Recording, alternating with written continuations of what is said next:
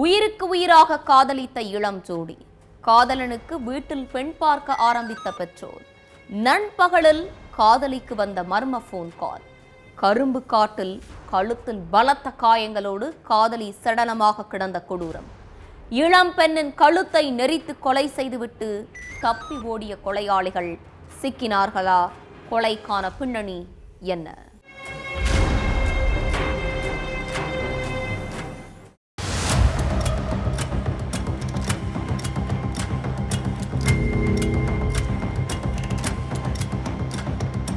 Night நேரத்துல Moradabad police ஸ்டேஷனுக்கு வேர்க்க விறுவிறுக்க பெண் ஒருத்தவங்க போயிருக்காங்க.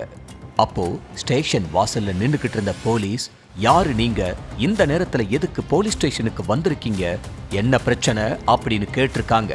சார், காலையில வேலைக்கு போன என் மகள் சம்ரீன் இப்ப வர வீடு திரும்பல, அவளோட போனும் ஸ்விட்ச் ஆஃப்ல இருக்குன்னு பதற்றத்தோட சொல்லி இருக்காங்க. அந்த பெண் கொடுத்த புகாரை வச்சு சம்ரீன் வேலை பார்த்த இடம், அவங்களோட ஃப்ரெண்டு வீடுன்னு எல்லா இடத்துலயும் போலீஸ் தேடி இருக்காங்க. ஆனா எங்கேயுமே சம்ரீனை காணல.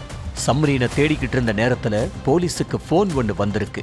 சார், பக்கத்துல உள்ள கரும்பு தோட்டத்துல இளம் பெண்ணோட சடலம் ஒன்று கிடக்குதுன்னு எதிர்முனையில பேசினவரு சொல்லி இருக்காரு. உடனே சம்ரீனோட அம்மாவை கூட்டிக்கிட்டு சடலம் கிடந்த இடத்துக்கு போயிருக்காங்க போலீஸ். சடலத்தை பார்த்த அடுத்த நொடியே அந்த பெண் கதறி அழுதுருக்காங்க.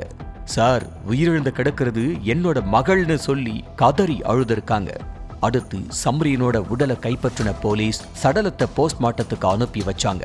மறுநாள் வெளியான போஸ்ட்மார்ட்டம் ரிப்போர்ட்ல சம்ரீனை யாரோ கழுத்தை நெரிச்சு கொன்னதா குறிப்பிட்டிருந்துச்சு. உடனே இத கொலை வழக்கா பதிவு பண்ண போலீஸ் சம்ரீனோட செல்போன் நம்பரை வாங்கி அவங்க யார்கிட்ட அடிக்கடி பேசியிருக்காங்க, யார்கிட்ட இருந்து லாஸ்ட் கால் வந்திருக்கு அப்படின்னு மொத்த டீடைல்ஸையும் எடுத்து விசாரிச்சாங்க.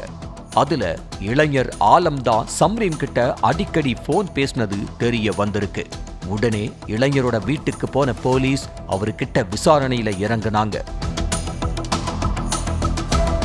உத்தரப்பிரதேசத்தில் உள்ள மொராதாபாத் பகுதியைச் சேர்ந்த சம்ரீன் பக்கத்தில் உள்ள ஹாஸ்பிட்டல்ல செவிலியரா வேலை செஞ்சிட்டு இருந்தாங்க. இவங்களுக்கும் அதே ஏரியாவில் உள்ள இளைஞர் ஆலம்க்கும் இன்ஸ்டா மூலம் பழக்கம் ஏற்பட்டிருக்கு. ஹாய், எப்படி இருக்கீங்க, சாப்பிட்டீங்களான்னு மெசேஜ் பண்ண ஆரம்பிச்சவங்க அடுத்து தங்களோட போன் நம்பரை ஷேர் பண்ணிக்கிட்டாங்க.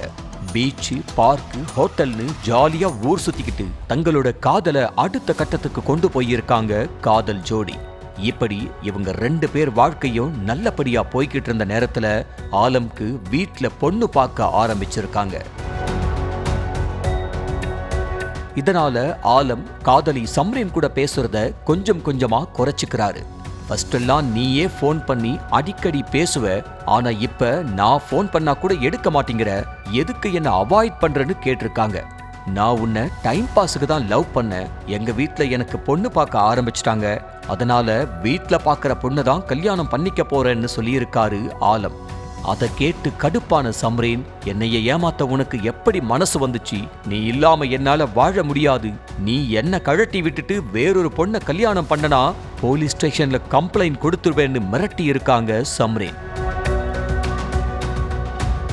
சம்ரீனோட பேச்சு கேட்டு கடுப்பான ஆலம், இவளை இப்படியே விட்டு வச்சா நம்ம பேரையே கெடுத்துருவா, அதனால சம்ரீனை கொலை செஞ்சாதான் நாம நிம்மதியா வாழ முடியும்னு முடிவு பண்ணியிருக்கான். சம்பவத்தன்னைக்கு சம்ரீனுக்கு போன் பண்ண ஆலம் அவங்கள பக்கத்துல உள்ள கரும்பு தோட்டத்துக்கு கூட்டிட்டு போயிருக்கான்.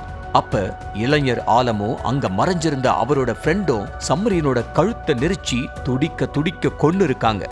இந்த விஷயத்தை தெரிஞ்சுக்கிட்ட போலீஸ் ஆலமை அரெஸ்ட் பண்ணிட்டாங்க. அடுத்து தலைமறைவா இருக்கிற அவரோட ஃப்ரெண்ட வலை வீசி தேடிக்கிட்டு இருக்காங்க.